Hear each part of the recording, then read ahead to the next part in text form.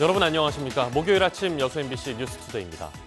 광양시가 코로나19로 입원하거나 격리된 주민들을 대상으로 지원 사업을 추진합니다. 광양시는 코로나19로 입원이나 격리된 주민들이 완치되거나 격리 해제될 경우 기간에 따라 4인 기준 최대 123만 원을 지급한다며 관할 보건소에서 신청을 당부했습니다. 지금까지 광양시의 코로나19 관련 자가 격리자는 모두 17명이며 어제 기준으로 13명이 격리 해제됐습니다. 전라남도가 중국 4개 지방정부에서 방역 물품을 지원받습니다.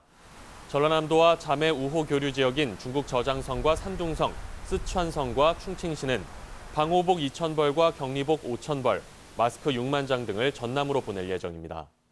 앞서 전라남도는 중국이 코로나19로 어려움을 겪었던 지난달 이들 지역에 마스크 4만 5천여 장을 지원했습니다. 코로나19의 영향으로 농업 분야도 타격을 입고 있습니다. 일반 농산물은 물론 제철을 맞은 특산물까지 소비가 크게 줄거나 판로가 막혀 농가들이 울상입니다. 문형철 기자입니다. 수확 작업이 한창인 취나물 재배 단지. 올해 수확량이 예년보다 줄 것으로 예상되지만 농민들의 걱정은 따로 있습니다. 판매 물량이 급감하면서 출하 가격도 30% 가까이 떨어졌기 때문입니다. 이제 이것이 안 팔리면은 이것을 갖다가 어쩌고 처단할 그 방법은 없죠. 속은 상해요. 그렇지만은 이제 그걸 갖다가 인력으로 못 오고 어쩌겠습니까? 코로나19의 여파로 개학이 연기돼 학교로 출하되는 물량이 전무한 데다 외식을 꺼리는 분위기에 식당에서 찾는 양도 크게 줄면서 시금치와 상추 등 다른 농산물도 지난해보다 가격이 많게는 절반 넘게 하락했습니다.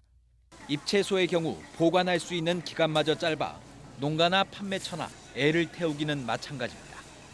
마트에조차도 또 소비자들이 찾지를 않는 현상들이 나타나기 때문에 그 물량들이 이제 공판장으로 많이 쏟아지는 형국입니다. 근데 공판장도 마찬가지로 소비 둔화 때문에 이맘때쯤 날개 돋친 듯 팔려나갔던 고로쇠 수액 역시 올해는 재고 물량을 걱정해야 할 처지입니다.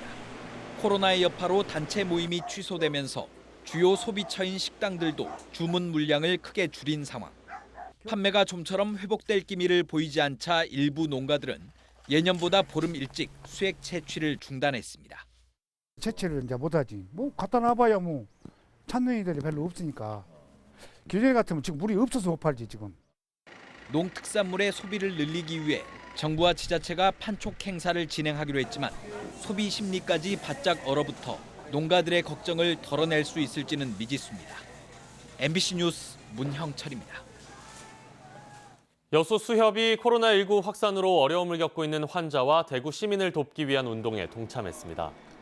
여수 수협 임직원 100여 명과 여수 수산물 항운노동조합 조합원들은 어제 코로나19로 불안정해진 혈액 수급을 돕기 위해 헌혈에 나섰습니다.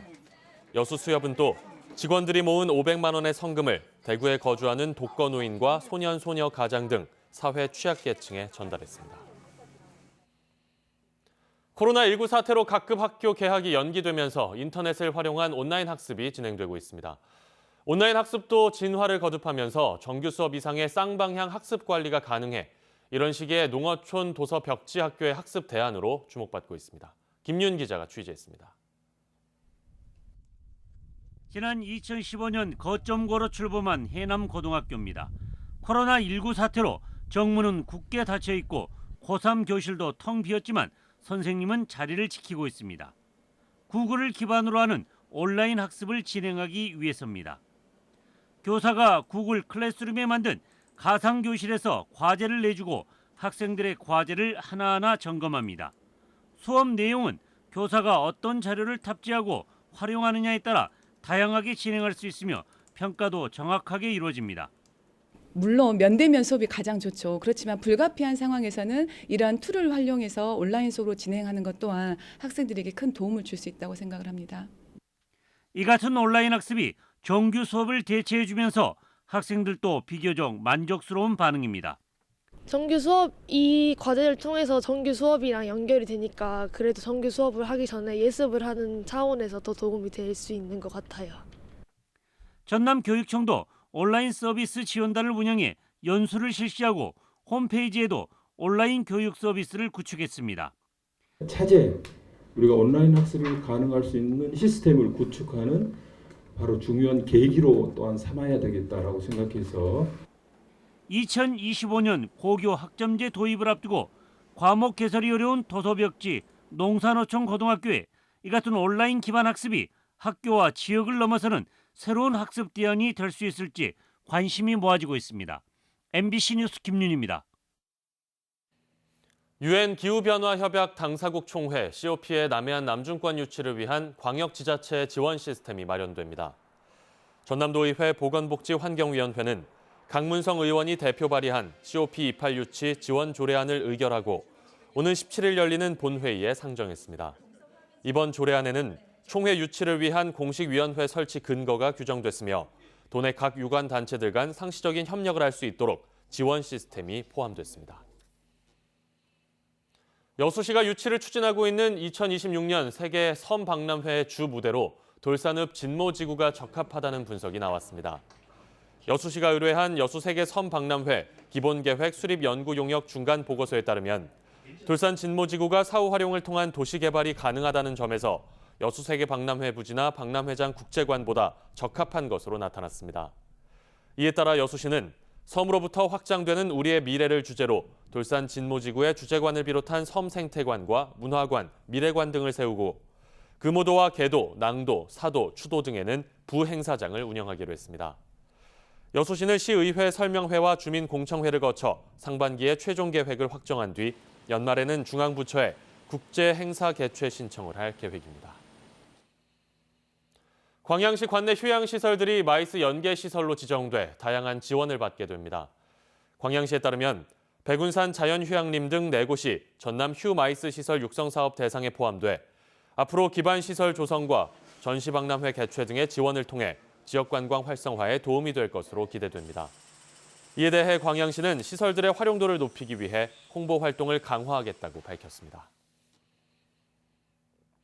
고흥 국가종합비행 성능시험장 구축 사업이 내년 말 완공을 목표로 활발하게 추진되고 있지만 지역사회 내 일부 반대 여론은 여전합니다. 이제는 항우연과 지역사회 간 이견을 좁혀가는 행정의 중재 노력이 더욱 필요하다는 지적입니다. 김주희 기자입니다. 공만 간척진의 123헥타르 면적의 국가종합비행성능시험장 조성사업 현장입니다. 지난해 12월 비행시험 통제센터가 준공됐고 경납고 조성공사도 본격적으로 시작됐습니다. 지난해 10월 착공된 1.2km의 활주로 홍사도 현재 토사 채취장 개발 공사가 진행 중입니다. 현재 국내 최초로 조성되는 고흥 국가종합비행성능시험장은 내년 말 완공도 무난할 것으로 전망됩니다. 비행성능시험장이 구축되면 고흥 드론 지식산업센터와 함께 유무인기 통합 인증관제 인프라 구축을 통한 연관 항공산업의 선도지역으로 부상할 수 있을 전망입니다. 하지만 지역 내에서는 3년째 반대 여론의 불씨가 꺼지지 않고 있습니다. 인근 지역 농민들의 경작권 보상 문제와 함께 환경, 안전 문제에 대한 적절한 타협점을 찾지 못하고 있기 때문입니다. 대체규는 현재 관련 사업의 지정 취소 소송까지 제기해놓은 상태입니다. 지역 주민들이 180명 정도가 원고 소송인단으로 참여해서 소송비를 마련했고요. 지금 부산지방법원에서 취소 소송이 진행되고 있습니다. 중재 역할에 나선 고흥군 역시 그동안 항우연과 반대 지역민들 간 이견의 간극을 좁히는데 성과를 보이지 못하고 있습니다. 어떻게 파급 효과에 대해서 충분히 어떤 설명이 이루어졌다고 보는데요. 아직도 이렇게 보면 이 부분에 대해서 좀 이의를 제기하시는 어떤 그런 상황이 있는 것 같습니다. 저희 공군에서는 항상 어떤 그런 부분에 대해서 항우연과 함께 대화에 응할 수 있는 부분이 있고요. 지역 4차 산업의 새로운 구심점 역할을 할 것으로 기대를 모으며 국책 사업으로 추진되고 있는 고흥 국가종합비행성능시험장 조성사업. 지역의 반대 여론을 수용해 상생의 합의점을 찾아가는 행정의 적극적인 소통 노력이 더욱 절실한 시점입니다. MBC 뉴스 김주입니다. 순천시가 올해 녹색 건축물 조성 지원을 대폭 확대합니다. 순천시는 온실가스 감축과 시민 주거복지 향상을 위해 추진하고 있는 2020년 녹색 건축물 조성 지원 사업의 보조금 지원을 대폭 확대해 오는 25일까지 신청을 받습니다. 이에 따라 순천시는 공사비의 50% 이내 1,000만 원까지 지원했던 보조금을 공사비 80% 이내 최대 4천만 원까지로 확대하고 패시브 하우스는 보조금을 1,000만 원 증액해 최대 3천만 원까지 지원합니다. 전남도가 올해 해양 쓰레기 제로화에 나섭니다.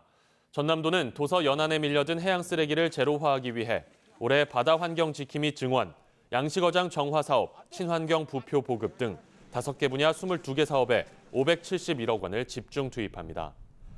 한편 전남 지역 도서와 연안으로 해마다 밀려드는 해양 쓰레기는 모두 2만 6천여 톤에 이르는 것으로 추산되고 있습니다. 순천 지역 선거구 분할에 대해 경제단체가 정치권의 각성을 촉구했습니다.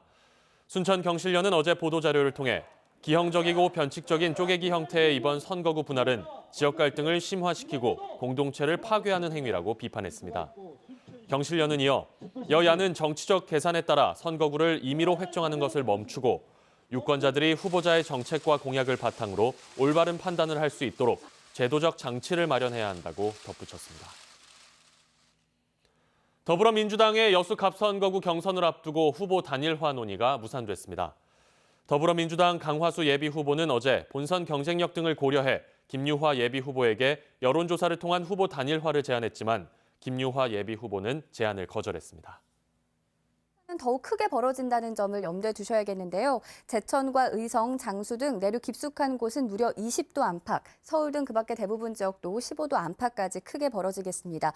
오늘 늦은 밤부터 내일 새벽 사이에 중부지방에는 또 한 차례 비구름이 지나겠습니다. 양은 5mm가 채 되지 않아 땅이 살짝 젖는 정도가 되겠고요. 강원 산지에는 1에서 3cm가량의 눈이 내려 쌓이겠습니다. 이번에도 비구름이 꽃샘 추위를 몰고 와서 주말 새에는 날이 더 쌀쌀해진다는 점도 염두에 두셔야겠습니다. 오늘 낮 동안엔 구름 사이로 따스한 봄볕이 비추겠고요. 해안가와 강원 산지로는 바람의 세기가 강한 가운데 강원 영동 지방에는 오후에 강풍특보도 내려지겠습니다. 현재 기온은 서울이 0.3도, 안동이 영하 4도로 대부분 어제 아침보다 낮게 시작하고 있고요. 낮 기온은 서울이 14도, 대구가 16도로 어제보다 많게는 7도가량 높겠습니다. 내셨습니다.